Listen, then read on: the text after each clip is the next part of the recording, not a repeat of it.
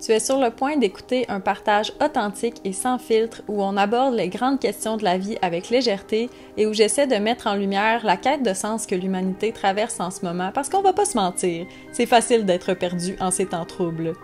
Je m'appelle Noémie Turbide et je serai l'instant d'une heure, l'exploratrice de l'invisible, le phare qui éclaire la tempête de nos psychés, ou bien le son en background pendant que tu fais ton ménage.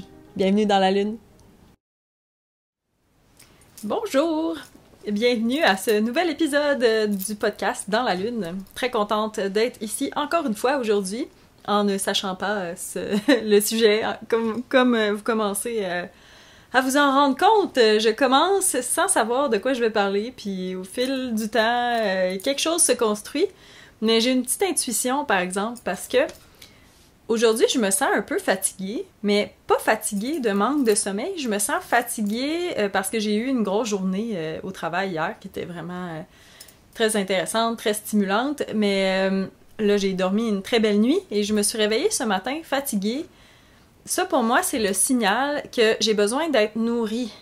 Mais pas seulement nourrie de nourriture, bien sûr, bien que c'est un besoin important pour bien du monde, hein?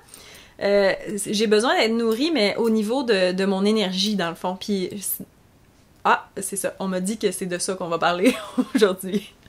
Donc, c'est ça. J'ai envie de discuter avec vous des différentes façons de se nourrir parce que j'ai l'impression que c'est quelque chose qu'on nous apprend pas, encore une fois, dans la vie. Moi, je suis là pour souligner des choses qu'on doit apprendre par soi-même, puis aussi de vous refléter un peu où j'en suis toujours dans mon cheminement. Je vous invite encore une fois à prendre ce qui résonne avec vous dans ce que je vais dire, puis à simplement ne pas tenir compte du reste. Moi, ce que je veux, dans le fond, dans ces podcasts-là, ce que je trouve très important, c'est de se ramener à qu'est-ce qui résonne avec nous, parce que on a tout à l'intérieur de nos corps, comme je l'ai répété souvent, un capteur de vérité qui s'aligne avec notre expérience de vie, puis je veux vraiment que vous preniez cette habitude-là en m'écoutant, mais en écoutant n'importe quel contenu là, à vocation de développement personnel ou spirituel, ou peu importe comment on appelle ça.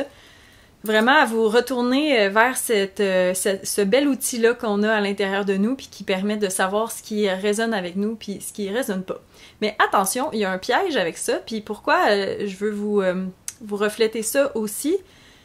Ce qui nous nourrit, là je vais un petit peu faire un petit parallèle là, avec l'alimentation, justement. Il y a une différence entre ce qui nous appelle très fortement, mais plus dans une optique de dépendance, puis ce qui nous nourrit réellement. Comment faire la distinction entre les deux? Si l'expérience de consommer quelque chose nous apporte du bien à tous les niveaux, par exemple, disons je me fais une bonne soupe, ok? Plein de légumes, plein de légumineuses. Vraiment, là, je mets de l'amour dedans, puis tout le kit.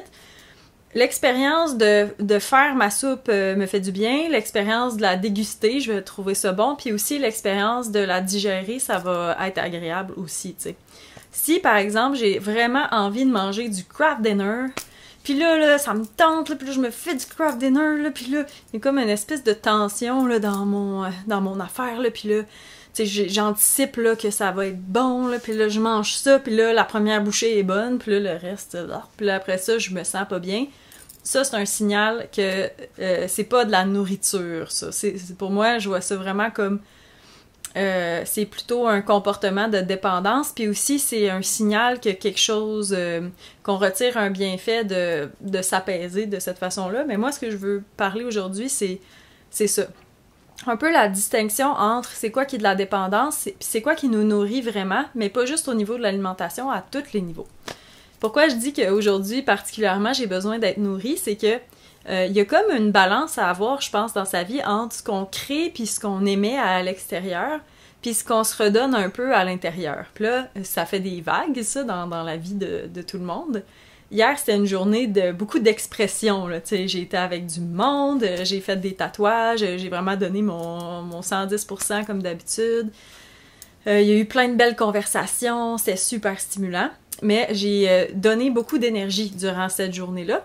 Fait qu'aujourd'hui, c'est une journée où je vais avoir plus besoin de me donner à moi-même, là. Je me suis pris un moment ce matin, par exemple, pour dessiner dans mon cahier, mais sans sans effort particulier pour que ça donne un résultat. Là.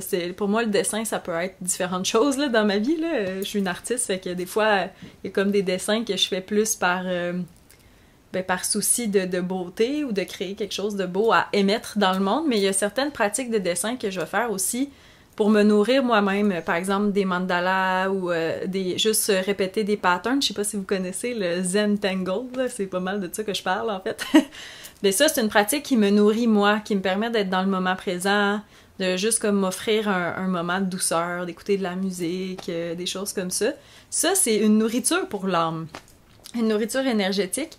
Fait que ça, je me suis offert un moment de ça ce matin, puis il va y avoir d'autres pratiques comme ça que je sens qui me donnent de l'énergie plus qu'ils m'en prennent, dans le fond.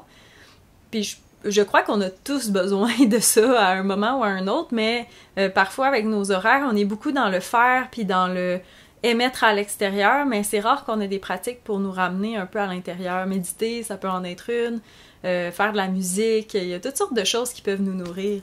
Mais il y a aussi certaines choses qu'on veut faire dans le but de se nourrir l'âme, mais qui finalement sont un peu des chemins déviés là, qui peuvent nous amener dans des patterns de dépendance. Puis ça peut être assez difficile à identifier parce que il y a comme un désir sincère de faire la chose qui est pas nécessairement bonne pour nous, tu sais. Puis là, on le fait, on se sent comme mieux pendant une certaine période, mais il n'y a pas de bienfait à long terme, là, où il n'y a pas de... ou du moins cet état-là va pas rester, il va avoir comme souvent un pic, un high, puis ensuite un down. Un exemple vraiment commun de ça, ça peut être de consommer des réseaux sociaux. Exemple que si vous êtes sur Instagram ou TikTok, puis vous regardez, vous défilez des vidéos, puis tout ça, je vous invite à vous demander qu'est-ce que ça vous apporte. Ça vous apporte-tu un moment justement de distraction? Ça vous apporte peut-être une relaxation, du moins une impression de relaxer ou de pas penser. C'est souvent ça, en fait, c'est éviter de penser qui est souvent le moteur des comportements comme ça. Mais est-ce que vous vous sentez bien après? C'est ça la question. Parce que moi, j'ai fait cette réflexion-là il y a quelques années là, avec les médias sociaux. Je consommais pas beaucoup de médias sociaux, mais juste assez pour me rendre compte que souvent, je le faisais dans des moments où je voulais soit éviter une émotion ou juste comme me distraire là, de mon quotidien super occupé. Ça me donnait l'impression de prendre une pause, là, mais tu sais, c'était pas un moment pour moi vraiment ça. C'était un moment d'évasion. Fait que quand c'est quelque chose qui nous permet de nous évader et donc de pas faire face à notre état ou qui nous retire du moment présent, là, si on veut, ça, c'est perpétuer un schéma de dépendance. Puis l'affaire avec les dépendances que je trouve difficile à adresser, c'est que c'est très émotif. Il va y avoir une réponse, souvent de grosse résistance ou une réponse émotionnelle vraiment forte quand on est face à un comportement de dépendance. Je m'explique. Il y en a un vraiment commun avec la nourriture. La nourriture, c'est super émotif, ok? Si vous n'avez pas remarqué, les gens passent plus de temps à justifier ce qu'ils mangent qu'à réellement mettre de l'énergie sur préparer ce qu'ils mangent. Ou... En tout cas, c'est quand même un gros sujet. Puis la raison de ça, c'est que c'est ça. On vit dans un monde où l'humanité a des carences émotives. Puis là, la nourriture, c'est une façon de compenser pour beaucoup de personnes. Fait qu'il y a un attachement profond là, comme à certains aliments. Puis ce qui renforce aussi cette dépendance-là, c'est qu'on a des bactéries dans notre intestin, notre flore bactérienne, là, qu'on commence à parler plus un peu là, dans le mainstream, qui se développe en fonction de ce qu'on mange dans notre quotidien. Quand on décide de faire des changements d'alimentation ou du moins de changer... c'est ça, faire des changements, là, quels qu'elles soient, là, au niveau de notre alimentation. Il y a certaines bactéries, par exemple, qui se nourrissent soit de sucre ou de matières grasses ou de trucs transformés que je sais même pas comment ça s'appelle, tu sais. Mais ces bactéries-là auront plus leur nourriture, puis ils vont mourir, en fait. Fait que c'est comme difficile parce que là, on a l'habitude, on a aussi le goût, là, qui est souvent là, super intense de certains aliments transformés. Puis on a les bactéries dans notre ventre qui nous donnent le message qu'on a vraiment envie de manger la chose qu'on souhaite plus manger au fond. Puis là, ce qui se passe la plupart du temps, c'est que on cède un peu à cette pression interne-là. Puis là, on va perpétuer le comportement qui est, par exemple, je reprends mon exemple de craft dinner, là, je pense que tout le monde s'entend que ça, c'est pas très bon pour la santé, là. Fait que mon craft dinner, là, j'ai un craving, je le fais, puis là, je le mange parce que là, tout mon corps me dit que je veux du craft dinner. Je le mange et là vient le pire. C'est la culpabilité. Parce qu'on le sait, au fond, que c'est pas bon pour nous, fait que là, on se sent coupable. Mais là, la culpabilité, ça renforce vraiment beaucoup les effets négatifs du comportement, tu sais. Fait que là, comment on fait pour s'en sortir, là? Vous allez me demander, on sort comment de ce cycle-là? En fait, la première étape, là, c'est de pas se juger. Tout le monde a des dépendances, ok? Ou presque, là. C'est très rare. Je connais peu de personnes qui sont pas comme sujets à développer des dépendances, puis je connais pas beaucoup de personnes qui sont capables d'admettre qu'ils ont des dépendances aussi, parce que ça, c'est l'affaire, si vous consommez ce contenu-là, là, déjà, que vous écoutez mon podcast, probablement que vous entrez dans une des catégories suivantes. Vous êtes une personne vraiment sensible, de un. Vous êtes une personne aussi qui cherche vraiment à s'améliorer, puis vous êtes probablement aussi... c'est ça, une personne qui essaie de prendre conscience de certains schémas. Donc, bravo, félicitations. Mais vous pouvez aussi être très dur avec vous-même. Mais là, la première étape, c'est arrêter de se juger, ok? C'est pas compliqué. La solution, là, c'est juste d'être observateur. Être observateur, ce que je veux dire par là, c'est juste de prendre conscience de ce qu'on consomme, peu importe c'est quoi, que ce soit le contenu, la nourriture... les activités, dans le fond, même la sexualité aussi. Qu'est-ce qu'on consomme? Comment ça nous fait sentir dans toutes les étapes de la chose? Par exemple, si je décide de porter une attention encore à mon craft dinner, ben là, je vais me demander comment je me sens quand je le fais, comment je me sens quand je le mange, comment je me sens après. Puis là, c'est pas pour me juger du tout, mais je vais juste remarquer, j'ai des inconforts là, digestifs, là, par exemple, après avoir consommé du craft dinner. J'ai aussi un inconfort avant parce que c'est trop intense comme craving. Tu sais, c'est un craving malsain, tu sais, on dirait que... Là, c'est ça, moi, j'en arrive à un point dans ma vie où je fais vraiment la distinction, là. Maintenant, j'ai des cravings très sains, là. Genre, j'ai vraiment envie d'un smoothie, là, tu sais. Ça, c'est un craving sain, mais tu sais, ça n'a pas la même intensité, là. Tu sais, c'est comme viscéral un peu, le craving, disons, ou dans le fond, puis c'est parce que c'est ancré dans le manque. Tu sais, j'ai un manque, donc j'ai envie de combler le manque. Mais c'est pas un... Ah, j'ai donc bien envie de me sentir bien ou d'être comme... c'est pas... dans le fond, comment je dirais ça? Hey, c'est dur à expliquer parce que c'est deux choses qui sont parallèles, mais qui sont deux pôles un peu. Tu sais, il y a comme les cravings positifs, là, mettons, j'ai vraiment envie de bouger mon corps, là, tu sais, en ce moment. Mais tu sais, c'est que j'ai pas peur de quelque chose. C'est pas la peur qui motive ou l'impression de manque qui motive mon action. C'est vraiment de l'amour pour mon corps que je veux prendre soin finalement. Je veux prendre soin de moi, je veux prendre soin de ma santé, puis aussi je ressens physiquement que mon corps demande à bouger. Tu sais, c'est ça que je trouve qu'il est important de porter attention. Mais quand c'est un craving plus négatif, là, comme exemple, j'ai vraiment envie de binge-watcher Netflix, ok? Ça en a un autre assez populaire. Pourquoi j'ai envie de ça, c'est que je veux arrêter de réfléchir. Tu sais, on est beaucoup accro à nos pensées, là. Sont rares les personnes qui réussissent à ne pas penser. Puis d'ailleurs, juste avoir l'objectif de ne pas penser, c'est comme irréaliste un peu, là. La machine des pensées est tellement stimulée, puis tellement surutilisée aussi que c'est pratiquement impossible, là, du jour au lendemain de juste dire « je vais arrêter de penser ». Mais comment on fait ça? C'est par le même procédé. Il faut juste observer sans jugement. Quand on observe nos pensées, quand on observe nos comportements, on observe nos actions, on arrête de s'identifier à ces actions-là, on arrête de s'identifier à ces comportements-là, puis ils perdent de la puissance. Tu sais, il n'y a plus vraiment... je dirais que c'est ça. Ils perdent en puissance de plus en plus, puis on peut choisir à certains moments, quand on a la force, justement, de dévier un peu de nos comportements addictifs. Puis Je pensais pas que ça allait autant s'aligner avec les dépendances, là, cette conversation-là, mais je trouve ça intéressant d'en parler parce que là, je vais parler pour moi. Dans ma vie personnelle, c'est quelque chose... je suis sensible à ça, les dépendances, puis peut-être que certains d'entre vous vont se reconnaître là-dedans. Je suis sensible à beaucoup de comportements de dépendance parce que, ben c'est ça, je suis très sensible, je capte beaucoup d'informations, puis des fois, j'en ai juste trop. Tu sais, j'ai eu cette impression-là souvent dans ma vie que d'être loadée, tu sais, puis d'avoir envie de m'évader un peu de cette réalité-là. Mais la solution, en fait, à cette hypersensibilité-là, c'est pas de m'évader dans soit me mettre à écouter plein de films, ou le sport, ou le travail, ou, tu sais, on dirait que toutes les...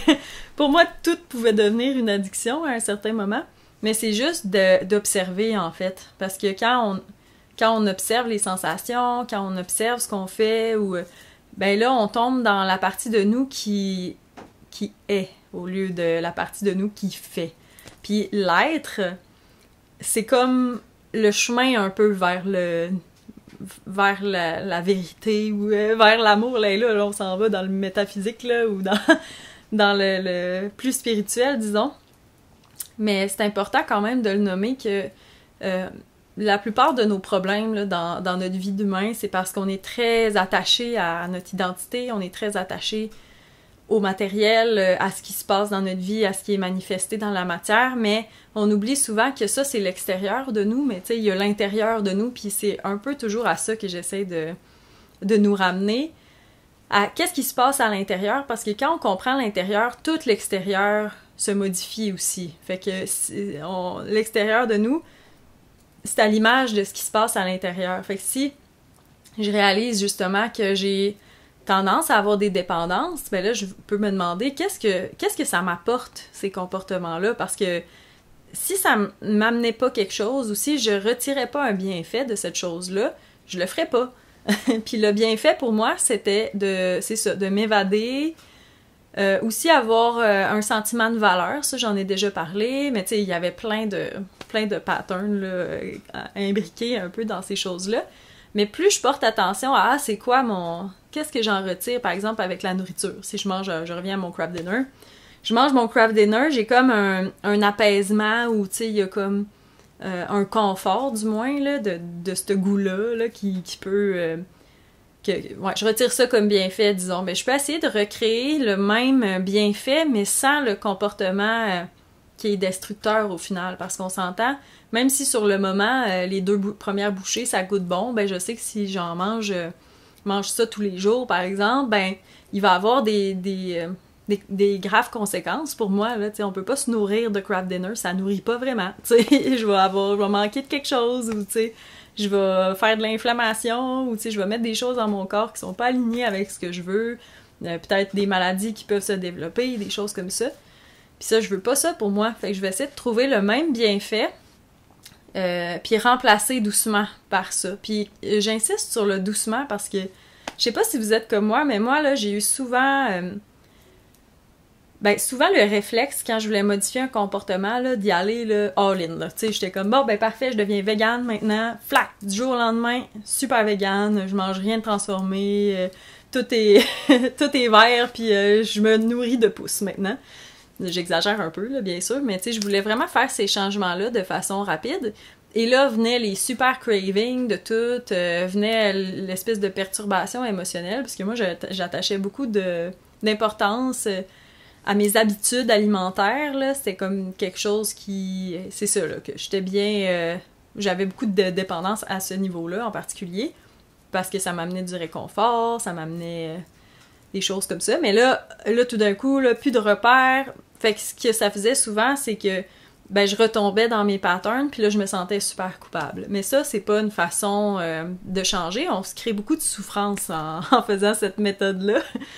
Fait que moi, ce que je conseille, là, tout le temps, là, quand on veut changer une habitude, c'est d'y aller vraiment un petit pas à la fois, de se féliciter pour chaque progrès, ok? Je veux dire, toutes les raisons sont bonnes de se féliciter. La première chose, c'est quand on prend conscience qu'on répète un schéma de dépendance, peu importe c'est quoi, on se félicite, là, mais comme vraiment, bravo Noémie, t'es accro au craft dinner. Hey, ça, là, c'est très important, parce que quand on prend conscience de quelque chose, c'est vrai qu'il y a déjà la moitié du chemin de parcouru. C'est ça le plus dur. Le plus dur, c'est de pas laisser notre ego masquer le problème, puis pas laisser aussi notre mental nous convaincre qu'on n'a pas de problème, mais vraiment de faire face au fait que ça, c'est un comportement que je veux modifier. C'est pas ancré dans l'amour de moi-même, c'est pas quelque chose que je souhaite poursuivre dans ma vie. Juste comme en arriver là, c'est excellent. Fait que là, on peut se féliciter pour ça. Parce que, surtout au niveau de la nourriture, là, je sais pas si vous avez remarqué, là, je reviens à ça parce que c'est quelque chose que j'observe vraiment souvent dans ma vie, chez plein de monde, que j'ai observé chez moi aussi. Il y a beaucoup de discours de se convaincre, comme, tu sais, exemple, je vais aller au McDo. Je pense que tout le monde sur la Terre est conscient que le McDo, c'est peut-être pas le meilleur pour la santé. OK? On est d'accord avec ça.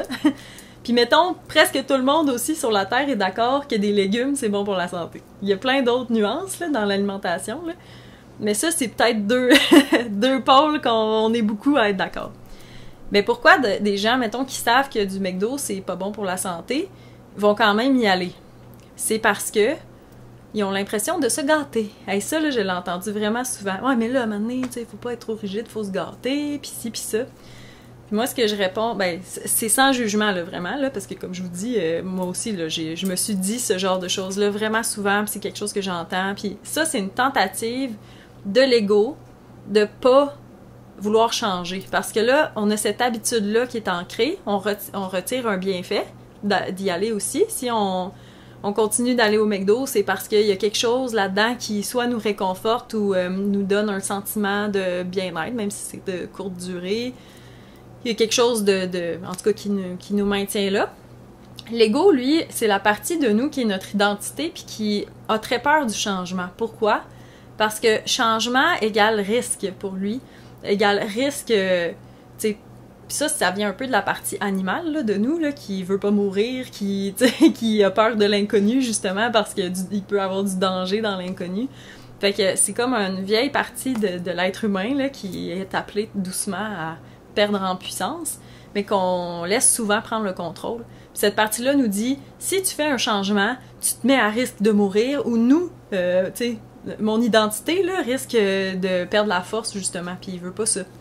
Fait que c'est là que viennent les discours mentaux de « Non, mais c'est important, là, se gâter, là, tu sais, à un moment donné, faut pas virer fou avec ça, là, tu sais, c'est pas parce que je mange du McDo une fois par 2 mois que tu sais, ça n'a pas un si gros impact que ça sur moi, là, puis nanana, puis à part de ça, là, j'en mange pas si souvent, puis, tu sais, c'est pas si pire que ça non plus. Tu sais, tout ce blabla mental-là, là, ça, on peut l'observer encore une fois, puis faire comme « Ah, intéressant ».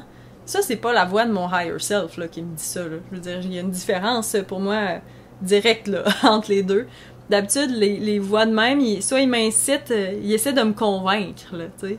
Mon higher self, il a pas besoin de me convaincre. D'habitude, quand je reçois un message, je le sais juste, là. Tu sais, je le sais que c'est pas bon pour moi, mais aller au McDo, là, tu sais, c'est clair. Puis, je pense qu'on est beaucoup qui a fait le même constat, tu sais. Mais là, ensuite, une fois qu'on observe ces pensées-là, ben, c'est ça, de pas les juger, parce qu'il y a une utilité puis une fonction à ça, c'est que, dans le fond, c'est d'avoir de la compassion pour nous-mêmes, là. On est des êtres humains, puis on est des animaux, là, veut pas, fait que c'est normal qu'il y ait des parties de notre cerveau qui soient très primitives ou animales, mais je pense qu'on a à l'intérieur de nous aussi assez d'intelligence spirituelle, si on peut dire comme ça, ou de sagesse, pour faire la distinction entre ce qui est un comportement qui provient réellement d'un amour de soi, sincère, ou ce qui est un comportement qui nous amène un bienfait temporaire là, pour patcher quelque chose d'autre. Puis là, il faut pas avoir peur de creuser. Là. C'est quoi ce quelque chose d'autre-là? Ça, il y a juste vous qui peut savoir, tu sais, mais il y a toujours quelque chose en dessous. Puis plus on s'intéresse à ça, ou plus on s'observe finalement, puis on apprend à se connaître pour vrai, plus on peut changer des choses dans l'aisance. C'est pas obligé d'être souffrant, se libérer d'addiction à une consommation quelconque, là. C'est pas obligé non plus d'être très difficile, contrairement à ce qu'on pense. C'est juste une question de se ramener dans l'instant présent, d'avoir la réelle intention de s'aimer plus au quotidien, puis la réelle intention de se nourrir aussi, d'ajouter de ces choses-là qui nous nourrissent pour de vrai. Pas de mettre toute notre attention sur ce qu'on souhaite éliminer, mais d'en revenir à ce qui est de la vraie nourriture là, pour l'âme, là. Aller dehors, faire de l'exercice. Là. Même que exercice, je trouve que c'est tellement relié à, encore une fois, quelque chose de souffrant. Là. Je veux dire, moi, j'aime vraiment ça, aller prendre des marches, par exemple, ou danser. Là. Des fois, je mets de la musique puis je danse en malade là, chez nous.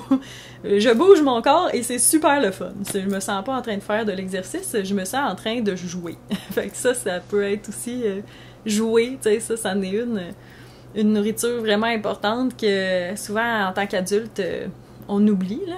Je vous invite à l'instant à vous demander, c'est quand la dernière fois que vous avez joué? Je vous donne quelques secondes pour y penser, là. Ouais, c'est ça. Mettez l'attention là-dessus, là.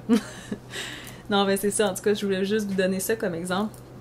Quand on ajoute ces pratiques-là qui nous nourrissent réellement, ben tranquillement, les comportements d'addiction, ils vont s'estomper. Pourquoi? Parce que notre énergie elle a l'occasion de circuler de façon plus positive ou notre bien-être augmente, fait qu'on a moins besoin d'aller chercher le bienfait dans les addictions. Puis maintenant, je vais parler d'alimentation, attention, parce que il y a tellement de désinformation là, sur l'alimentation, puis moi, là, ça m'horripile, là, parce que ça fait... moi, depuis que j'ai 18 ans, là, j'ai 33 ans, ça fait 15 ans que je fais des recherches, là, des recherches sous toutes les coutures. Là. Moi, j'adore la science. Je lis plein de magazines scientifiques. Pas des magazines, des journaux scientifiques, là, avec dans le fond, je me tiens comme au courant des nouvelles là, dans la science mondiale. Là. Ça m'intéresse vraiment. Puis ça fait longtemps que je lis des études, que je fais des expériences aussi dans ma propre vie, que je tiens des journaux alimentaires, parce qu'il y a eu une période dans ma vie où, c'est ça, j'en ai parlé brièvement, mais j'ai eu des problèmes de santé quand même, qui étaient causés par plein de choses, mais j'ai beaucoup cherché dans l'alimentation la réponse à qu'est-ce qui est vraiment de bien se nourrir, quels sont les bons aliments pour moi personnellement, pour ma physionomie, ma façon de vivre, mes objectifs dans la vie aussi. Puis ça a été plus ardu que ce que j'aurais pensé de trouver la réponse. Pourquoi? Parce que les vraies informations sont vraiment dures à trouver. Ils sont enterrés de bullshit. Comme je disais, tu sais, l'alimentation, c'est un des sujets les plus émotifs, là, je pense, dans notre culture en ce moment. Là, on peut pas parler d'alimentation sans qu'il y ait des grosses réactions, là, peu importe ce qu'on parle. Puis c'est pour ça que ce que je vais vous émettre comme constat, c'est ce que moi j'ai fait comme réalisation dans ma vie personnelle. Ça peut ne pas vous convenir, ok? Je suis vraiment ouverte à ça. Ça peut très bien ne pas vous convenir. Vous pouvez avoir un type de corps, en fait, qui demande une alimentation différente de la mienne. Mais il y a comme des tendances, puis il y a des tendances aussi qui sont vraiment appuyées par mes guides, puis par les guides de ben des gens qui canalisent aussi, puis ben des grands sages de ce monde. Puis j'ai envie de vous les partager, ça va peut-être vous donner comme des pistes de solutions. Parce que là, la réalité, c'est que faire des recherches là, comme externes à nous-mêmes, c'est plus difficile que jamais. Tu sais, oui, l'information est accessible, entre guillemets, mais de moins en moins. Là, je dirais, là, il y a beaucoup de censure là, à certains niveaux, dans le sens... Puis c'est de la censure assez subtile, là, si je peux m'exprimer comme ça, là. Dans le sens que il y a quelques années, quand je faisais des recherches sur l'alimentation, je trouvais beaucoup d'études, des études très, très sérieuses, avec des bonnes méthodologies, faites par des scientifiques, justement, qui n'étaient pas affiliés à aucune compagnie ou industrie, fait qui avaient une opinion peut-être plus neutre, là.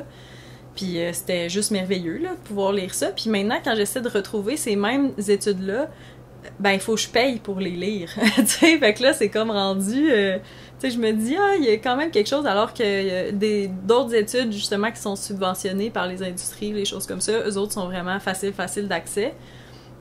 Fait qu'il faut faire attention un peu, là, parce que on peut tout le temps trouver une étude qui dit quelque chose, puis une autre qui dit le contraire.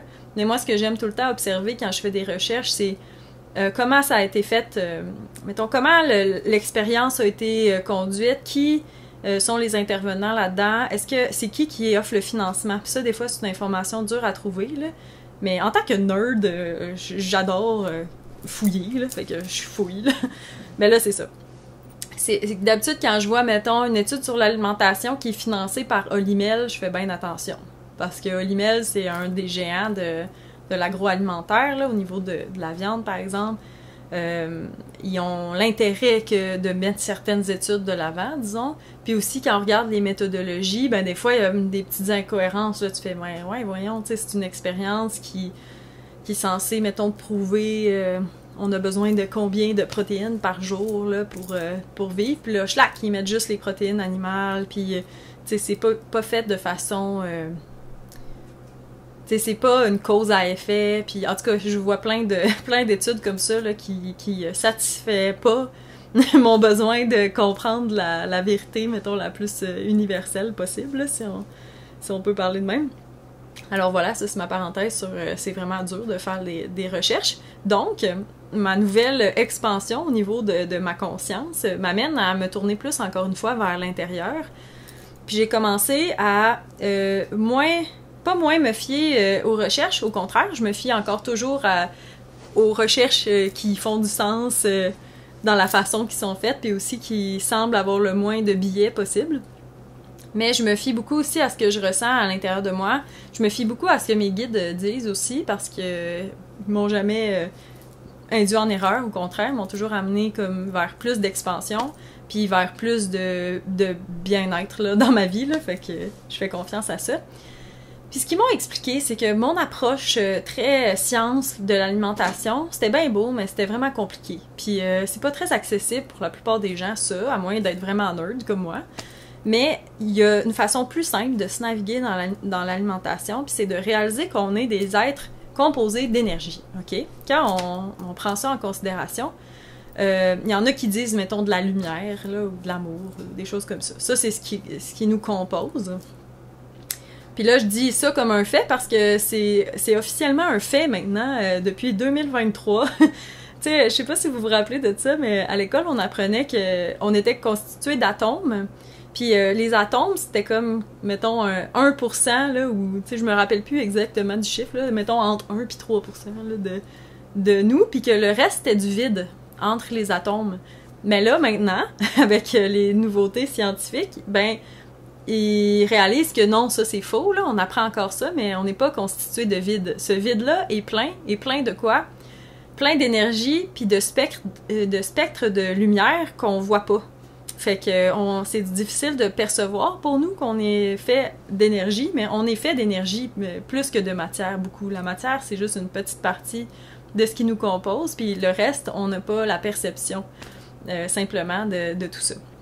Fait que quand on réalise ça, ben là, on se dit, OK, si on est constitué d'énergie, puis qu'on dépense de l'énergie, on a besoin aussi d'en ramener vers nous, tu sais, pour refaire nos réserves d'énergie si on veut. Puis ça, comme je disais, ça peut venir de différentes façons, de différentes activités, mais biologiquement parlant, on est des êtres qui ont besoin de se nourrir, donc de consommer une source externe d'énergie pour la transformer en un autre type d'énergie qui va ensuite constituer notre corps. Puis là, dépendamment de où on en est dans notre vie, puis de aussi nos objectifs un petit peu. Par exemple, moi, en tant qu'individu, je pense que mon rôle, tu sais, ça a clairement rapport avec des enseignements, ou du moins j'ai un fort besoin d'expression là, au niveau de la spiritualité, la conscience universelle. J'ai vraiment besoin d'exprimer des choses, puis c'est pour ça que je fais ce podcast-là, entre autres. Ça me passionne, j'adore ça. Je veux comme faire germer des pistes de réflexion. Je veux continuer à m'améliorer dans ma vie, je veux apprendre. Mais ça, c'est tout du domaine un peu au niveau de l'échelle de densité, là, disons. Plus quelque chose est dense, plus c'est concret dans la matière, puis plus quelque chose est comme à haute vibration, plus ça s'élargit un peu, puis ça devient pas... comment je dirais ça? Ça devient comme de l'éthérique un peu. Moi, je suis dans un processus d'ascension au niveau de ma vibration. Ma vibration de base augmente toujours de plus en plus. Et donc, mon alimentation a beaucoup changé au fil du temps, puis je me suis dirigée vers des aliments qui sont moins denses. Puis qu'est-ce que je veux dire par dense? Dans le fond, plus un aliment est constitué de lumière, moins il est dense. Plus un aliment est comme vraiment constitué de matière... je vais recommencer ça. plus il est constitué de lumière, plus il est vivant, disons, fait qu'il va promouvoir la vie. Plus un aliment est dense, moins il y a de vie à l'intérieur, ok? Puis, tu sais, je sais que ça a l'air vraiment... En tout cas, prenez ça, là, puis soyez ouverts, ok? Je vous offre juste une nouvelle façon de voir l'alimentation. C'est quoi un aliment qui est dense? On pense, mettons, qui est pas très vivant, ok? Je vais vous dire... une patate frite, tiens. Une patate frite, tu sais, c'est de la friture, c'est gras, c'est dense, souvent, c'est ça, il n'y a plus beaucoup de vie dans cet aliment-là, encore plus dense que ça, mettons du poulet frit, ok? Le poulet, il est mort, de un, puis de deux, on le fait ensuite frire, ok? Ça, dans l'échelle, mettons, de densité des aliments, là, dans ce qu'on a de disponible, mettons, une viande frite, là, comme ça, c'est pas mal dans le plus dense de ce qu'on peut trouver. Dans le moins dense, et donc qui contient le plus de vie ou de lumière, il y aurait les pousses. Okay? Les pousses, les jeunes pousses, mettons, de kale, de luzerne, brocoli, là, etc. C'est ça aussi, tout le monde s'entend que c'est très sain pour nous. Voilà, mettons, le spectre. Puis là, entre ça, il y a toutes sortes d'affaires. Il y a tous les aliments là, du monde, ok, qu'on peut mettre là-dedans. Mais moi, je vous invite juste à vous questionner sur c'est quoi la quantité de vie qu'il y a dans mon alimentation. Parce que plus on consomme de la lumière, de la vie, plus on a cette énergie-là ensuite qu'on peut transposer pour faire des choses à l'extérieur de nous. T'sais. On a de l'énergie à utiliser. Puis il y a comme une espèce de fausse croyance que les aliments plus denses et plus caloriques apportent plus de vie. Mais moi, je veux vraiment vous inviter à déconstruire cette croyance-là. Ça apporte plus de densité.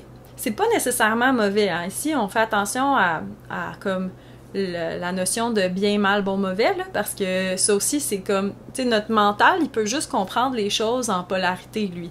Fait qu'il comprend, ça, c'est l'échelle du mal, ça, c'est l'échelle du bien, ça, c'est noir, ça, c'est blanc. Puis, il oublie comme les nuances, là, très, très souvent. Mais par exemple, si quelqu'un est très... a besoin d'être vraiment groundé, ok, dans la matière, là, parce que ça arrive... ben, il va pouvoir consommer, puis même ça va être sain pour lui de consommer des aliments plus denses. C'est sûr qu'il y a des aliments denses qui sont plus sains que d'autres. Par exemple, tu sais, je parlais de vie, là, tu sais, ça c'est à considérer. Une patate, ok, une pomme de terre ou un légume racine, dans l'échelle, c'est plus dense que les pousses.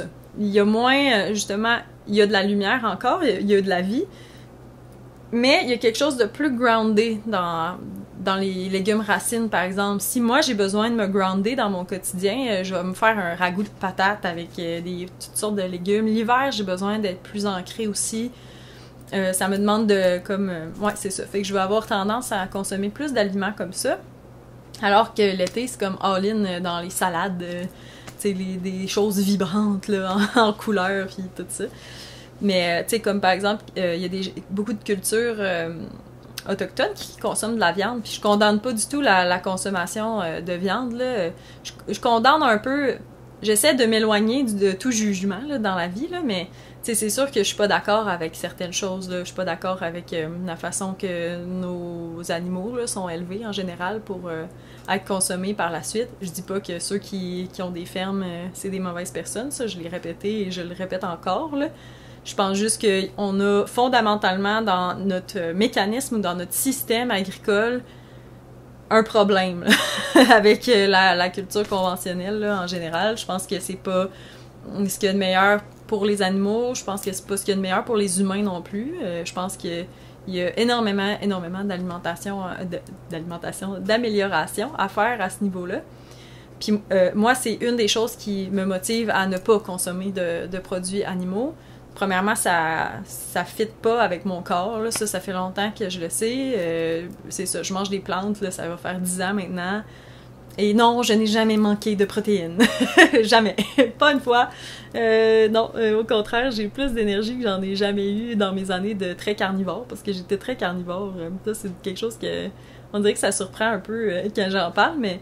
Moi, je suis passée, comme je disais, j'ai tendance à passer d'un extrême à l'autre un peu, là, dans la vie. Fait que j'ai essayé plein de régimes alimentaires, là, dont le fameux keto, paléo. J'ai consommé presque uniquement de la viande, puis quelques légumes et petits fruits là, pendant un temps, puis ça ça fonctionnait vraiment pas. En fait, ça m'a amené des problèmes aux reins puis d'autres trucs comme ça. Mais quand j'ai commencé graduellement à manger plus de plantes, là ma santé s'est beaucoup améliorée. En fait, je vois pas d'inconvénient là, pour moi à manger de cette façon-là. Puis aussi, je trouve que ça me supporte dans mon processus de vie. Ça me supporte dans mes valeurs aussi, parce que c'est important pour moi de faire attention à l'environnement. Ça, c'est quand même une chose. Puis là, je sais qu'il y a beaucoup de débats là, à ce niveau-là. Puis je souhaite pas embarquer dans aucune confrontation ou guerre là, à ce niveau-là. Ça, c'est ma perspective sur les choses. Je vous offre ma perspective. Je suis pas obligée de faire ça. Ça, c'est un autre truc. Là. Je vous annonce que je mange pas de viande, là, pour ceux qui le savaient pas. Mais, tu sais, je veux dire, j'essaie pas de convaincre personne. Dans le sens que c'est vraiment ma perspective sur cette chose-là. Il y a autant de perspectives qu'il y a d'êtres humains sur la Terre. Puis, je vous juge pas pour ce que vous choisissez de manger. C'est juste un choix. Puis faites le choix qui est aligné avec vous, puis je vais être bien contente, en gros. C'est ça. Fait que pour revenir à ça, j'ai choisi de pas consommer aucun produit animaux. Fait que je suis végane. Je fais attention à ce mot-là aussi, parce qu'encore une fois, j'aime pas les... C'est pas parce que je suis végane que je suis d'accord avec tout, là. Dans le véganisme, il y a quand même aussi beaucoup de produits transformés qui sont véganes, il y a beaucoup de cochonneries véganes, il y a plein de choses qui sont très chimiques. Tu sais, je veux dire... c'est pas vegan, là, du craft dinner, mais il y a bien d'autres malbouffes qui sont véganes, que des Oreos, c'est vegan. Puis, tu sais, je choisis aussi de pas consommer ces produits-là, parce que c'est pas bon pour mon corps, là. Je le sens juste, là, quand j'en mange, je me sens pas tant bien, là. Puis les rares fois où, comme je fais un petit pas de côté parce que quelqu'un m'en offre, ben, je suis juste ramenée à... Ouais, ça me tentait pas, dans le fond, de manger ça, tu sais. Mais bref, c'est ça. Fait que si je reviens un peu à, comme... ma perspective, mettons, plus... pas scientifique, là. Vraiment plus... Je veux même pas dire spirituel, là, mais plus... ouais, je vais dire spirituel. Plus spirituel, là, de l'alimentation. Ben, c'est ça. Moi, j'ai besoin de manger plus léger que certaines personnes parce que je suis constituée d'une certaine façon. J'ai un rôle aussi à jouer dans ce grand organisme-là, qui a un rôle qui me demande d'avoir une fréquence plus élevée, peut-être, puis de maintenir cette fréquence-là, même en présence de fréquences qui sont plus denses. Ça fait juste partie de ma mission de vie. Donc, mon alimentation est un reflet de ça. Mais d'autres personnes qui consomment de la viande et qui sont aussi vraiment alignées dans leur vie, qui sont vraiment très, très spirituelles, qui ont peut-être besoin de cet ancrage supplémentaire-là. Puis aussi, il y a toujours moyen de manger de la viande de façon éthique, puis il y a aussi des moyens de manger de la viande de façon non éthique. Il y a également la même chose.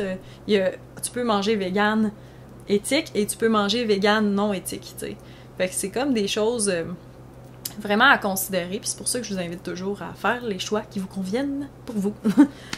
Mais une fois qu'on est comme conscient de cette espèce de, bon, qu'est-ce qui contient le plus de force vitale, ou quel aliment qui promouvoit la vie versus qui promouvoit la non-vie, et donc la mort, là, tu sais, ça a l'air extrême, là, mais c'est quand même ça, là, tu sais, je veux dire, si on demande à notre corps, là, mettons, tu me mets devant un casseau de fraises ou du PFK, ok?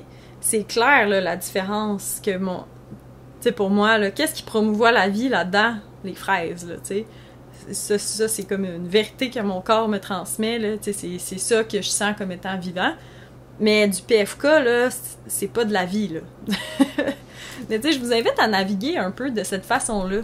Votre alimentation, ça va vraiment aider, parce que, tu sais, on a ça, hein, les êtres humains, le gros bon sens. On s'en sert pas tout le temps, mais c'est vraiment un outil pratique. Puis je vous invite à le ramener un peu, parce qu'on donne tellement de pouvoir aux informations qui sont extérieures à nous-mêmes. Mais la vérité, là, c'est qu'à quelque part en dedans, on le sait, qu'est-ce qui est bon pour nous, pour de vrai. Puis on peut apprendre à se faire confiance à ce niveau-là. Puis, tu sais, j'ai confronté, ben pas confronté, mais tu sais, il y a plein de gens là, dans la vie qui essayent toujours de me convaincre que je devrais manger ci ou ça, ou pas ci ou pas ça.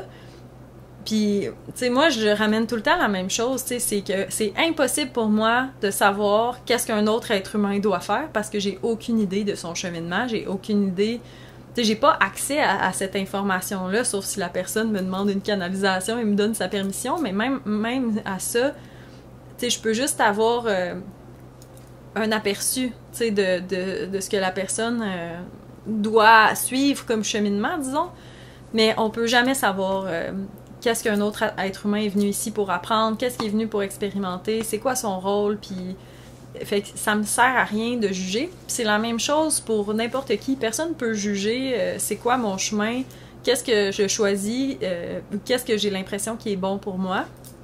Mais tout ce que j'ai, c'est mon expérience. Fait que ça, je peux la partager. Mon expérience à moi, c'est que manger des plantes, puis manger non transformé, puis aussi cuisiner. Tu sais, moi, je cuisine tout, là. Je fais mon hummus, je fais mon végé pâté, je fais tout, là. Puis ça a été une lente progression.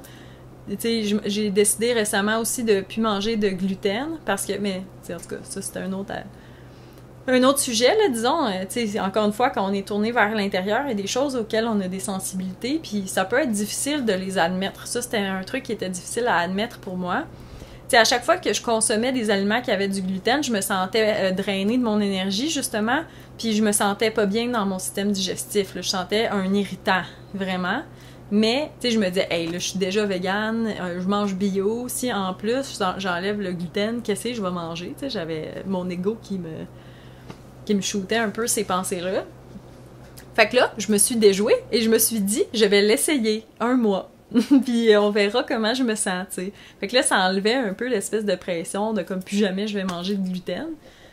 Puis là, je l'ai essayé 1 mois, je me sentais déjà mieux, j'ai eu envie de poursuivre un autre mois, fait que là, je l'ai fait 2 mois, je me suis sentie encore mieux, j'ai eu envie de poursuivre un 3e mois, je me suis sentie encore mieux, puis là, je me sens le mieux que je me suis jamais sentie dans ma vie, puis j'ai décidé de pas réintroduire le gluten.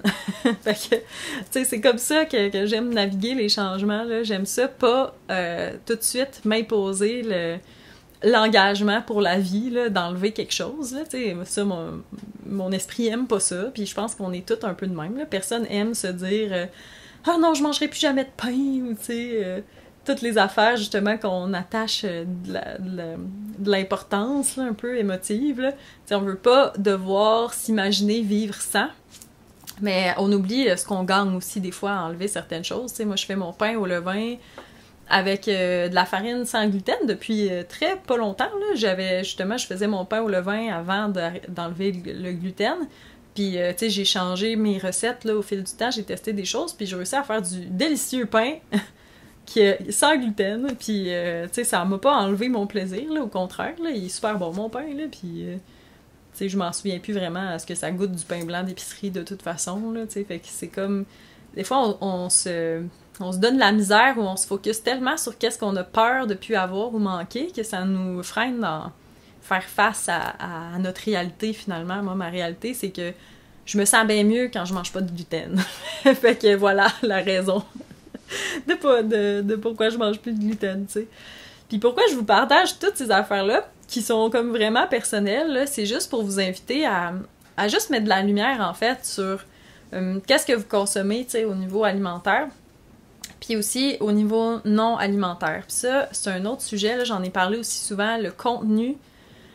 Le contenu, c'est comme une nourriture de l'esprit, OK? Il y a aussi des choix à faire dans le contenu qu'on consomme, puis ça, là, c'est pas assez dit.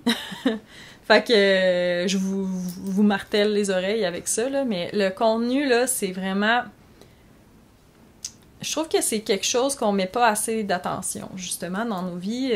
Quel genre de film on écoute, quel genre d'émission on écoute, qu'est-ce que nos enfants écoutent, qu'est-ce qui... de quoi on se nourrit l'esprit? Parce que notre esprit, là... Il y a la partie égo, que je disais, il y a la partie intellect, le rationnel, puis il y a la partie intuitive, OK? Puis il y a le subconscient, puis, tu sais, notre esprit, il est comme... il y a toutes sortes de compartiments dedans. Mais moi, ce que je trouve vraiment qui est à faire attention là, avec le contenu, c'est que quand on consomme du contenu, notre cerveau, il tombe dans des... voyons, j'ai juste le mot en anglais, là, mais des waves, comment on dit ça? Des ondes cérébrales. Merci. Des ondes cérébrales qui sont exactement les mêmes que quand on est sous hypnose. Puis pourquoi je sais ça? C'est parce que j'en fais de l'hypnose. J'ai ma formation avec mon conjoint. On s'est formé justement pour pouvoir faire des séances d'hypnose. Puis, en tout cas, on a appris ça, les ondes cérébrales, puis tout ça. Mais quand on consomme du contenu, là, on est directement là, en hypnose, OK? Ça veut dire qu'on est très sensible aux programmations mentales. Puis ça, là, je sais, là, je vous perçois, là, pas aimer où c'est que je m'en vais avec ça, là, mais encore une fois, là, restez ouverts, OK? Ça va bien aller. C'est juste bon de mettre de la lumière là-dessus, OK? Si je vous culpabilise de rien, je veux juste que vous le sachiez parce que ça change après les décisions qu'on choisit de prendre. Quand on est sous hypnose, on est sensible aux suggestions. Fait que quand, mettons, on regarde des vidéos sur TikTok, puis que là, quelqu'un nous parle d'à quel point c'est vraiment super, là, les injections de lèvres, puis à quel point c'est comme elle se sent vraiment plus belle là, depuis qu'elle a eu des injections de Botox dans les lèvres, à quel point être vieille, c'est pas correct, puis tout ça. On prend ça, flac, on le rentre dans notre esprit, puis ça devient un conditionnement. Fait que là, nous aussi, on va se mettre à penser ça. T'sais, pas nécessairement comme ça de cause à effet, mais si c'est répété en plus, ben là, ce conditionnement-là, il y a de la force de plus en plus. Fait qu'en sachant ça, ben c'était vraiment important de choisir qu'est-ce qu'on consomme. C'est vraiment aussi important de réaliser que je suis pas la seule à savoir ça. Il y a aussi toutes les... Ben c'est ça, les professionnels du marketing là, dans la vie là, sont au courant de ça, puis savent qu'on est programmable, les êtres humains. Fait que pourquoi vous pensez que les publicités sont faites de la façon qu'ils sont faites, où ils placent les messages subliminaux, là, c'est vraiment là, du génie d'ingénierie de pensée. Là. Puis tu sais, ça c'est pas pour dire que c'est tout, encore une fois, là, bien, mal, bon, mauvais. Je veux juste que vous soyez conscients de ça, parce que moi, quand j'ai appris, j'ai réalisé que c'était vrai. D'un, mon être m'a informé que c'est vrai, puis j'en avais des conditionnements reliés à certains contenus que je consommais, là, entre autres, quand j'étais ado. Tu sais, moi, j'ai toujours aimé la beauté, OK, dans la vie, sous toutes ses formes, là. C'est pas pour rien que je suis une artiste, là. Je suis très sensible à ce qui est harmonieux, puis beau, puis tout ça. Fait que je me suis intéressée pendant un temps à comme... tu sais, au maquillage, tu sais, la beauté comme féminine aussi, là, tu sais, mais... je me suis vite rendu compte que plus je consommais, mettons, du contenu en lien avec ça, plus je me sentais inadéquate dans ma peau. Tu sais, j'avais comme besoin de changer la forme de mes yeux, la forme de mes lèvres, changer ma face aussi, qui avait beaucoup d'acné à cette époque-là. Pour plein de raisons, encore une fois. Puis je me sentais pas bien, dans le fond, puis j'étais programmée, conditionnée à penser que je devais mettre beaucoup d'efforts pour...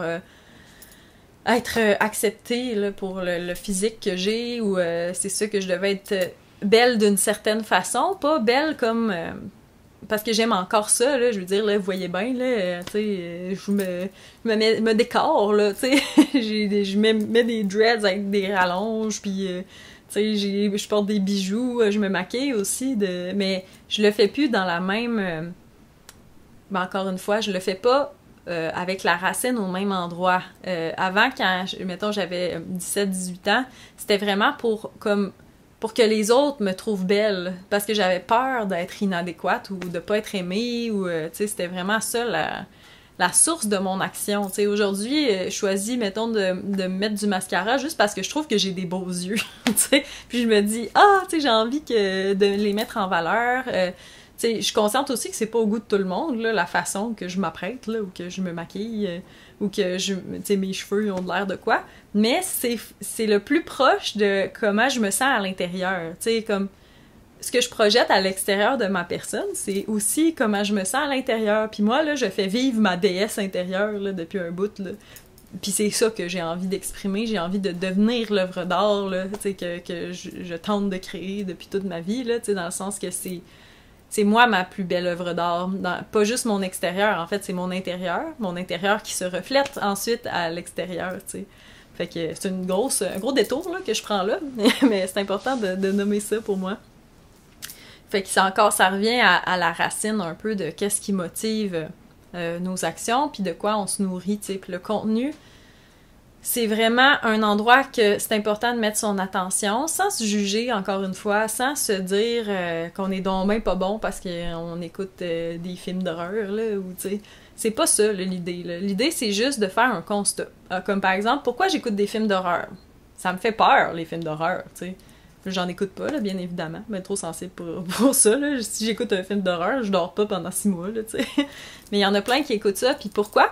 Ben, ils se désensibilisent à la peur, puis il y a comme une intensité dans ce contenu-là, à laquelle on peut être accro. Mais la réalité, c'est que je pense sincèrement qu'il y a pas beaucoup de gens qui se sentent super bien durant un film d'horreur, là. Mettons, là, tu mets un film d'horreur, puis là, tu te dis « Et que je me sens en paix! » C'est impossible. En tout cas, ça fait ressentir des choses, mais peut-être pas des choses qui sont nécessairement très positives, là, t'sais. Mais là, c'est ça, c'est juste de se demander qu'est-ce qu'on va chercher là-dedans. Ah, c'est-tu une intensité? Pourquoi donc j'ai besoin d'intensité comme ça? C'est-tu parce que, tu sais, je trouve ma vie plate? Je suis peut-être pas tout à fait à la bonne place, là, tu sais. Peut-être que je sors pas assez de ma zone de confort à d'autres niveaux. Tu sais, c'est vraiment comme un processus de questionnement, puis pas un questionnement intellectuel, OK? Il y a une grosse différence entre les deux. Puis ça, c'est quelque chose que je travaille aussi parce que, tu sais, comme vous en rendez sûrement compte dans ces podcasts-là, là, moi, il y a vraiment... je suis une personne de contraste, comme beaucoup d'êtres humains, mais je pense que c'est assez visible là, chez moi. Tu sais, je suis une artiste, je suis très rationnelle aussi, là. Tu sais, je serais pas capable de tout vous nommer ces concepts-là en mots si j'avais pas une partie de moi rationnelle qui est très active. Fait que là, il peut se passer deux choses là, avec ça. Soit ces parties-là sont en contradiction les unes avec les autres. Ça fait ça souvent, là, tu sais, l'artiste torturé, là, qui est jamais bien avec lui-même, là, il y a souvent comme un peu de ça. Il y a comme l'aspect intuitif, qui est comme dans le flow, là, qui est comme avec les papillons, là, qui aime pas beaucoup la structure. Puis là, il y a comme l'autre partie de Noémie qui est comme j'aime ça les causes, j'aime ça comprendre, étape 1, 2, 3. Ben, ces deux-là, là, ils ont tellement avantage à travailler ensemble, puis c'est ça que j'essaye de faire. Quand je parle de spiritualité, quand je parle de concepts par rapport à la conscience, ben, c'est mon intuitif qui informe mon rationnel. Fait que mon rationnel, il synthétise un peu ça, puis essaye de remancher ça d'une façon qui est compréhensible. Puis là, je vous invite à faire la même chose, de pas comme essayer de comprendre, de vous comprendre intellectuellement. OK, ah oui, moi j'ai un pattern de ça parce que mon père, il faisait ça. Tu sais, ça, là, c'est comme... C'est une étape, là, dans le cheminement, là. Mais c'est pas important, là, ton père, il faisait quoi, puis c'était qui, puis d'où ça vient, nécessairement. C'est juste important de savoir prendre conscience. Prendre conscience, c'est observer, puis observer sans s'identifier, tu sais. Fait qu'une fois qu'on est comme capable de faire ça, là, ben là, ça enclenche ce processus-là de justement essayer de se connaître mieux dans l'instant présent, sans toujours revenir dans le passé. Parce que ça, c'est une critique que je fais parfois aux psychologues, tu sais. Des fois, on revient beaucoup sur notre enfance, qu'est-ce qui s'est passé. Tu sais, c'est une étape, oui, parce que ça aide des fois à mettre en lumière certaines choses. Tu sais, par exemple, si ma mère... Là, c'est un exemple, là, ma mère faut pas qu'elle se sente concernée, maman, là. Mettons que ma mère, elle a peur de pas être belle, OK? Puis là, ça, je dis ça parce qu'il y a beaucoup de nos mères qui vivent ça, là. Mais c'est un exemple. Fait que ma mère, elle a peur de pas être belle, fait qu'elle met vraiment... Tu sais, je sens un peu sa tension, puis elle met beaucoup, beaucoup d'argent pour son apparence, OK? Ben là, moi, comme enfant, j'ai ça comme modèle, puis là, je vais penser, il faut absolument être belle, fait que là, tu sais... Fait que là, des fois, ça aide à comprendre un peu parce qu'on imite beaucoup des comportements de nos parents. Mais là où je veux comme qu'on fasse attention avec ça, c'est que c'est pas parce que on observe de quoi qu'on juge comme étant mauvais que c'est réglé, là. Tu sais, c'est souvent plus comme on va être dans la colère envers nos parents ou on va être dans la culpabilité de reproduire de quoi, puis tout ça. Puis ça aide pas. Puis le passé, il est passé, il n'existe plus. La seule chose qui existe, c'est l'instant présent. On vit un instant présent après l'autre. Puis le passé, là, il existe pas, là. On fait juste le ramener, des fois, dans notre présent avec nos souvenirs, tu sais. Fait que moi, j'essaye aussi qu'on se ramène à maintenant. Noémie, maintenant, tu sais, elle a plus ce problème-là, là, ce problème-là. J'ai plus cette vision-là, du moins, là, d'essayer d'être belle pour le monde. Maintenant, j'essaie d'être belle pour moi. Puis c'est ça. Fait que ça, c'est comme un problème du passé. Mais vous pouvez observer vos comportements aujourd'hui. Puis pas nécessairement savoir c'est quoi la cause dans le passé de ce problème-là. mais de quand même observer le pattern, puis de pas tomber dans justement la compréhension intellectuelle. C'est pas si important. C'est surtout important de mettre la lumière sur le comportement, puis de savoir pourquoi vous voulez le changer, tu sais, parce que vous vous sentez pas bien, tu sais, c'est plus de ça qu'on doit un peu nourrir notre intellect. Il n'y a pas besoin de comprendre nécessairement quand ça a commencé. Il y a plus besoin de comprendre c'est quoi les conséquences, puis aussi qu'est-ce qu'on peut faire pour le modifier, tu sais, ça aide. Fait que, tu sais, moi, je trouve que l'intellect, il a sa place là, dans le processus d'évolution, mais c'est un outil, puis ça doit pas être l'intellect ou l'ego qui dirige nos actions. Tu sais, ça doit être plutôt l'intuition, notre ressenti profond, là, comme je parle souvent. Tu sais, il y a une différence entre la fluctuation d'émotions puis son ressenti profond. Tu sais, par exemple, je peux savoir au fond de moi que j'aime pas écouter des films d'horreur, justement. Puis, tu sais, ça change pas vraiment. Ou, non, tu sais, je vais donner un meilleur exemple. Ouais, l'alimentation, je trouve que c'est quand même un bon exemple de ça. Fait que je reviens avec mon craft dinner. J'ai une émotion, là, puis là, tu sais, ça va mal ma journée, je suis super anxieuse. Là, j'ai comme envie d'un break de ça. Fait que là, j'ai envie de manger du craft dinner. Ça, c'est comme la fluctuation d'émotions de surface. Mais au fond de moi, je le sais que c'est pas bon pour moi, puis c'est pas de ça j'ai envie de réconfort. Ça, c'est mon ressenti profond. Ça, c'est mon intuition, c'est justement la partie de moi qui est connectée à mon higher self. Ça m'informe. Par exemple, la surface peut vraiment faire du bruit, puis il peut aussi être très distrayante, fait que des fois, c'est difficile de se connecter à son ressenti profond. Puis là où l'intellect peut vraiment aider, c'est que l'intellect, il est bon pour élaborer des méthodes concrètes, pour arriver à écouter la sagesse qui est pas concrète, elle, tu sais. Fait qu'un autre exemple de ça va être, mettons, si je reprends ma situation avec mon craft dinner, ben là, c'est ça, je vis de l'anxiété, nanana. Ben là, peut-être, justement, que la méthode, ça va être, je vais aller dessiner un peu avant de me faire à manger, là, parce que là, j'ai trop d'émotions, tu sais. Fait que je vais aller m'ancrer dans le moment présent. Je vais aller faire des spirales ou des mandalas, là, dans mon cahier, là. Puis je vais essayer de calmer le flux de mes pensées, fait que je vais me concentrer sur le moment présent, puis quand je vais commencer ma séance, ben là, je vais peut-être mettre l'intention d'avoir de la clarté sur qu'est-ce que je veux vraiment manger, tu sais. Puis là, la réponse va m'apparaître à un moment donné. Ben ça, c'est mon ressenti profond. Puis l'intellect m'a élaboré une méthode pour pouvoir y arriver, tu sais. Fait que ça, je trouve que c'est, pour moi, en tout cas, c'est la bonne balance, là, entre écouter mes ressentis de mon intuition puis utiliser l'outil de mon intellect ou de mon rationnel, tu sais. C'est utile, là, un cerveau, là. Mais c'est pas là qu'est notre intelligence. Puis ça, là, c'est quelque chose que... Hey, j'aurais aimé ça le savoir avant, là, mais je me suis tellement souvent... c'est ça, je me suis beaucoup pas valorisée, mais...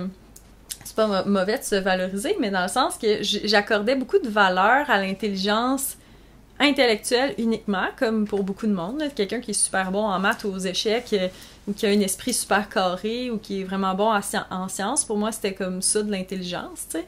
Alors que l'intelligence est pas dans notre cerveau, elle est dans notre cœur. Puis ça, là, hey, c'est...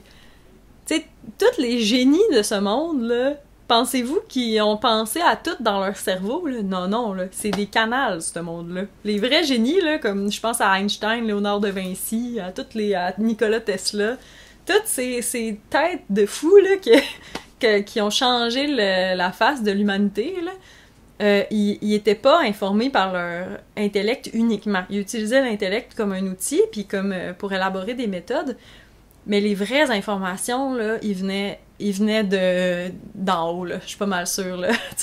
Parce que il y a beaucoup de concepts, justement, qui sont repris aujourd'hui de ces génies-là qui ont fait avancer beaucoup la conscience humaine. Puis on se rend compte qu'ils canalisaient beaucoup, là, tu sais. Ils canalisaient certaines choses, ils écoutaient leurs ressentis. Ils étaient très comme in tune, là, sur la fréquence du divin, là. Tu sais, c'était pas séparé, ces deux choses-là. La vraie intelligence, c'est être capable de... Ben, c'est ça, de reconnaître cet outil-là qu'on a, qui est notre corps, qui est notre cœur, qui est comme notre organisme complet, finalement, puis de sortir un peu l'idée que le cerveau, c'est là l'intelligence, parce que le cerveau, c'est là où le tangible s'organise. C'est plutôt ça. Fait que le remettre à sa place là, dans notre monde, je trouve ça vraiment important. Puis c'est ça. Y a-t-il d'autres choses que vous voulez que je dise? Ah oui, ok. Par rapport à ce qui nous nourrit, tu sais, là, j'ai parlé beaucoup de... C'est ça, j'ai parlé d'alimentation, j'ai parlé de certaines pratiques, tout ça. Il y a des choses aussi qu'on a presque tous besoin, là, surtout en ce moment, là, avec... ben c'est ça, dans cette terre qu'on co-crée ensemble. C'est des contacts plus fréquents avec la nature. Okay? Ça, là, ça nourrit tout le monde. Il n'y a personne qui n'a pas de bienfait à passer plus de temps dans la nature. Puis là, si vous habitez en ville, soyez pas inquiets, là, la nature, c'est partout. C'est partout où il y a une fleur, un arbre, c'est partout où il y a comme des espaces plus verts, disons.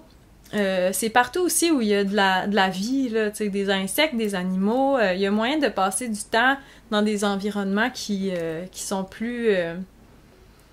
qui émettent des fréquences plus harmonisantes pour nous. Je pense à des parcs, mais c'est vraiment important d'aller dehors. C'est vraiment important de regarder le ciel, regarder l'eau, regarder les arbres. Puis ça, on le fait tout pas assez. On le fait tout pas assez. Pourquoi? Parce qu'on pense qu'on n'a pas le temps.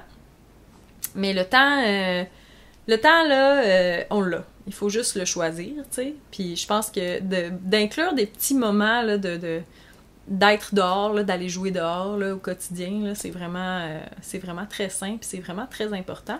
Puis aussi, il y a une autre chose qui m'est glissée à la conscience en ce moment, que j'ai appris récemment, puis j'ai trouvé vraiment très beau, là. Tu sais, il y a beaucoup de débats en ce moment, là, ça fait longtemps, en fait, sur comment on traite la nature, comment on traite la Terre en général. Mais il y a une façon de voir que je trouve... Parce que là, il y a aussi, justement, dans la science très avancée, mettons, de notre monde en ce moment, il y a quelque chose qui se parle, puis apparemment qu'on vit dans une simulation. Puis moi, je trouve... J'ai un inconfort avec cette façon de voir-là, même si je comprends d'où ça vient. C'est parce que là, justement, la physique avance à un point où, là, c'est maintenant reconnu. Tu sais, il y a eu le prix Nobel l'année passée qui a été remis à un scientifique qui parlait de ça, justement, que le monde matériel, ce serait un produit de la conscience, finalement, de la conscience qui s'appelle... en termes, mettons, de la physique quantique, là. En tout cas, il me vient pas en ce moment, là, ce terme-là. Peut-être qu'il reviendra plus tard, là. Mais dans le fond, c'est la conscience qui a un impact puis qui crée la matière, disons. Puis là, il s'est suivi d'autres découvertes qui ont mené la communauté scientifique mondiale à penser qu'on vit dans une simulation. Ce qui me rend un peu mal à l'aise avec ça, c'est que ça fait encore un détachement avec ce monde dans lequel on vit, parce qu'il est pas, tu sais, c'est pas une illusion à proprement parler, dans le sens que ce qui existe à l'extérieur de nous, c'est parce qu'on le crée à l'intérieur de nous. Puis on n'habite pas sur la Terre, on est la Terre. Pourquoi je dis ça? Parce que ce que mes guides me répètent, puis ce que je crois vraiment fondamentalement, c'est qu'on crée notre réalité, OK? On crée le monde qui nous entoure. Par exemple, moi, Noémie, ma vibration informe mon champ quantique, mon champ d'énergie, appelez ça comme vous voulez, votre aura, en tout cas, autour de moi. Puis c'est ça qui crée mon environnement extérieur, OK? Mais moi, ma création, mon bout de cette création-là, entre en interaction avec le bout de création de mon conjoint, mon chum Rémi, lui qui crée aussi sa réalité. Ensemble, on co-crée un monde dans lequel on vit ensemble. Puis c'est la même chose pour les autres personnes qui font partie de la constellation des personnes que je connais. On co-crée notre monde ensemble. Mais on fait ça ensemble, tous les humains. Puis la Terre, c'est nous-mêmes aussi. Tu sais, comme je disais, moi je nous vois vraiment comme les cellules d'un grand organisme. Mais chaque cellule a son rôle dans cet organisme-là. Puis c'est ensemble qu'on crée la Terre, tu sais. Puis quand on réalise ça, ça nous donne vraiment un grand pouvoir sur la façon qu'on la traite. Parce que la façon dont on se traite nous-mêmes, c'est aussi ce qu'on voit se refléter dans la manière que l'humanité traite la Terre. Fait que, tu sais, voyez-vous le lien, là, c'est comment on traite la nature, c'est comment on se traite nous-mêmes, parce que nous, on est la nature, là, je veux dire, on est tout ça, là, on est partie intégrante de cette grande toile-là, comme je le dis souvent, puis il est temps qu'on réalise ça. Puis je sais que ça n'a comme pas de lien avec... ben ça semble pas avoir de lien avec ce qui nous nourrit, mais en vrai, oui, parce que tout est relié, tu sais. Fait que quand on donne de l'amour, justement, dans notre vie à nous-mêmes, fait qu'à vraiment porter attention à ce qui nourrit notre énergie, on porte aussi attention, donc, à ce qu'on émet comme énergie. Ce qu'on émet comme énergie crée notre monde, crée notre réalité. Fait que ça, là, ça nous rend vraiment responsables de l'état de la Terre. Fait que, tu sais, c'est comme... Moi, je trouve que c'est un beau miroir. Puis j'ai envie de vous laisser là-dessus, sur cette réflexion-là. Je serais curieuse de voir qu'est-ce que ça vous fait de penser qu'on n'habite pas sur la Terre, mais qu'on est la Terre ensemble. En tout cas, moi, ça m'a pris quelques jours avant de digérer ça, là. On dirait cette information-là. J'étais pas sûre que je comprenais trop, mais j'espère l'avoir bien rendue. Mais ouais, écrivez-moi donc dans les commentaires comment vous voyez ça. Qu'est-ce qui vous nourrit, vous aussi? Est-ce que vous avez des pratiques quotidiennes, des choses justement que vous mettez en œuvre pour vous nourrir de façon saine?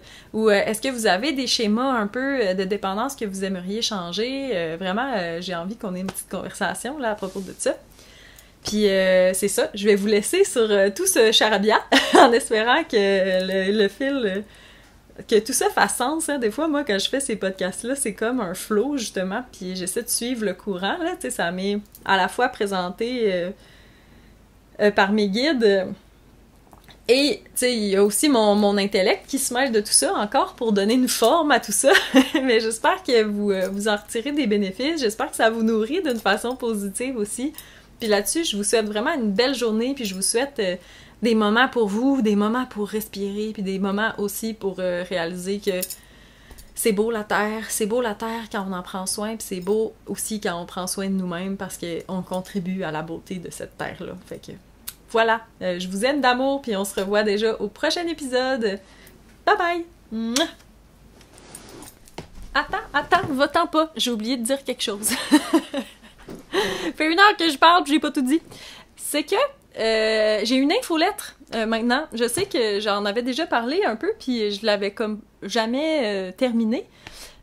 Pour la simple et bonne raison que je voulais offrir une canalisation gratuite dans mon infolettre. C'était bien important pour moi. Puis là, on dirait que mes skills de canalisation ont comme augmenté. Fait que là, je me suis dit que j'allais donner le meilleur du meilleur de la canalisation que je pouvais pour ceux qui sont pas super familiers avec ça.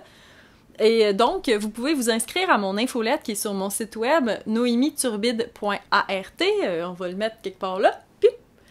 Puis vous pouvez vous inscrire à mon infolettre, puis vous allez avoir droit à une canalisation gratuite, puis aussi à d'autres contenus, du contenu pas poubelle, tu sais. Je vais pas vous achaler là, avec toutes sortes d'offres là, puis des patentes. Vous allez juste pouvoir avoir des nouvelles du podcast, avoir aussi...